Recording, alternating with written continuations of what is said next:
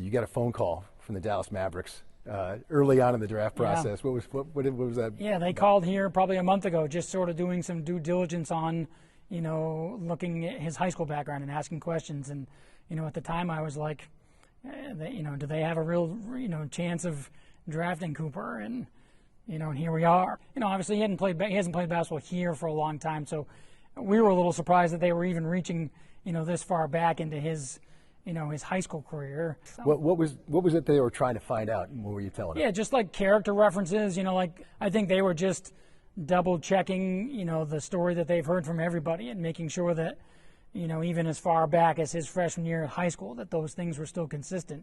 And you were saying no red flags and Cooper Flagg's past. Yeah, no, of course not. No, he's as advertised. What everyone can see publicly is who he is. And I don't even think, even publicly, people understand how good of a teammate he was when he was here, how good of a person he was, how good of a student he was, how good of a school community member he was. Like, he's as advertised and then some.